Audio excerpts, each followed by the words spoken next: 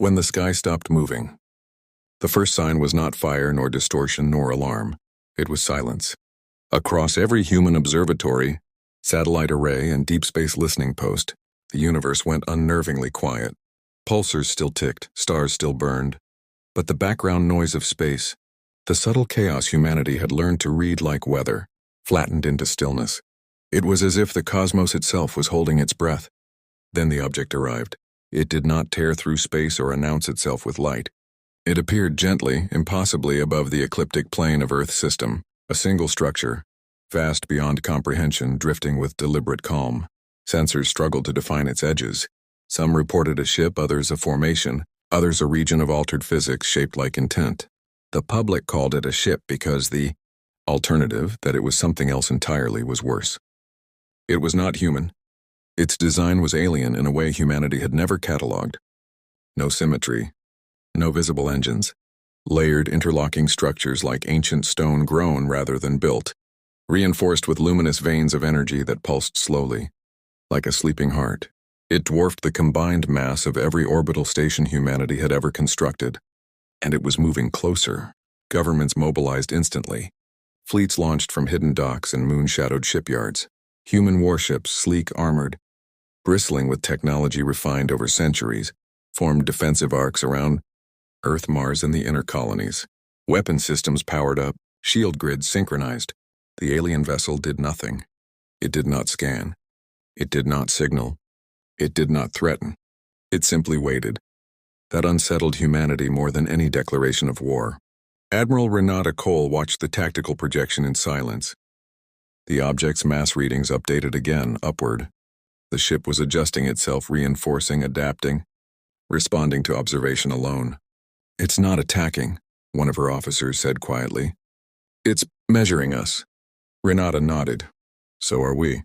Humanity had learned long ago that survival among the stars did not come from speed or firepower alone. It came from patience, redundancy, and a willingness to assume the worst and prepare anyway. Every human ship carried layers of systems the galaxy never saw. Failsafes beneath failsafes. Weapons that were never named, only numbered. Earth rotated slowly beneath the fleet, blue and bright and fragile. The alien vessel crossed the boundary of the inner system. At that exact moment, every human ship received the same silent command. Hold. No missiles launched. No warnings transmitted. No lights changed.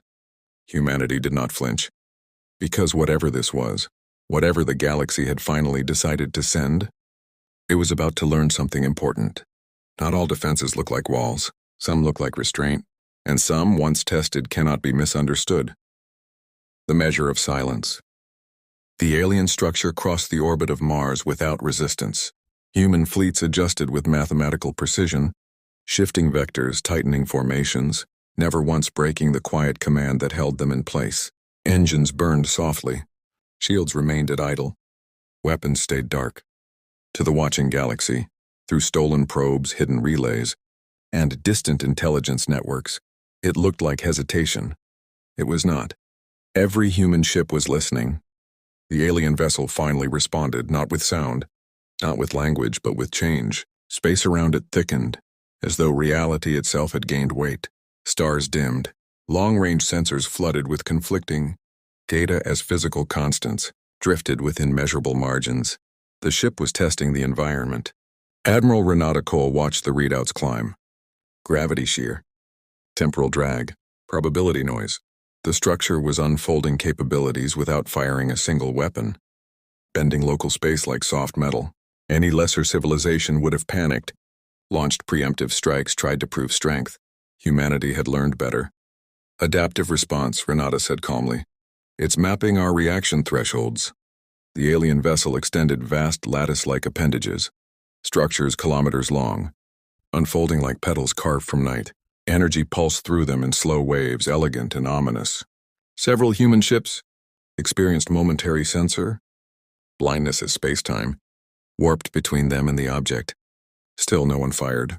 Instead, the human fleet responded in kind, not with violence, but with stability. Deep within every hull, systems long hidden activated, inertial anchors engaged. Local reality hardened. Human ships stopped drifting.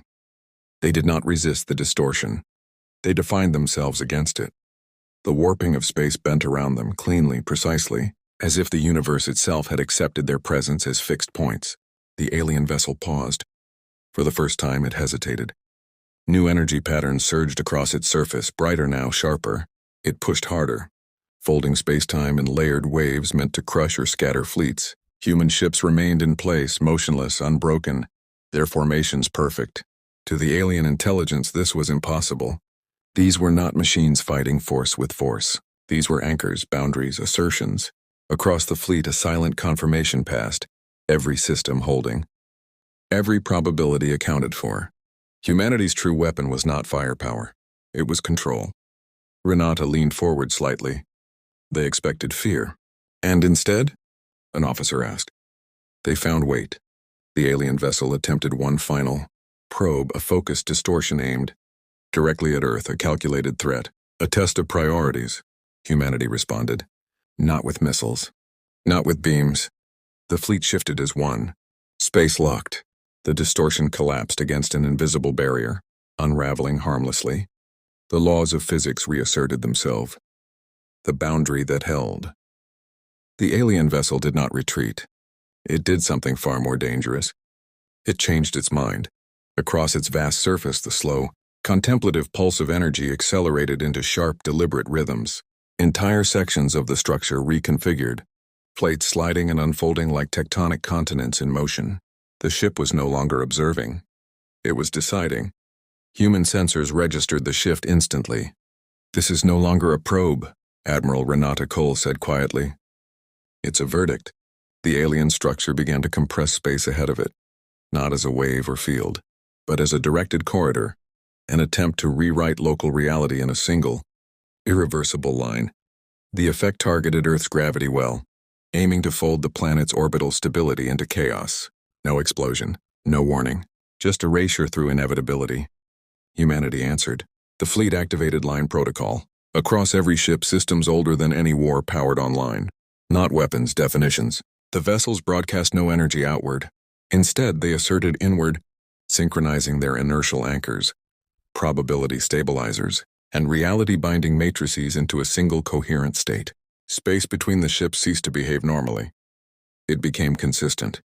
The alien corridor struck the human line and shattered, not outward, but backward, collapsing into itself like a thought that realized it was wrong. Shock rippled across the alien vessel's surface. Its energy veins flared wildly, losing harmony. For the first time, the ship reacted emotionally. Not fear, confusion. It pushed harder, escalating the distortion, pouring power into an effort to overwhelm the human formation. The stars warped violently now, nebulae tearing into luminous arcs. Gravity screamed, time itself frayed at the edges. And still the human fleet did not advance. They did not fire. They held. At the heart of the formation, Renata's flagship engaged the final layer. A signal passed, silent, undeniable. The boundary expanded. Space in front of the human fleet solidified. Not as matter, but as rule. The alien vessel's systems, built to manipulate reality, suddenly found nothing to grip. Its distortions slid off the human-defined region like water from polished stone. The alien structure drifted backward, slowly, involuntarily. It tried to compensate. It failed. The message came then, not as sound, not as code, but as understanding. The alien intelligence recognized the truth too late. Humanity had not built stronger weapons. They had built limits. The universe exhaled. Human ships powered down one by one.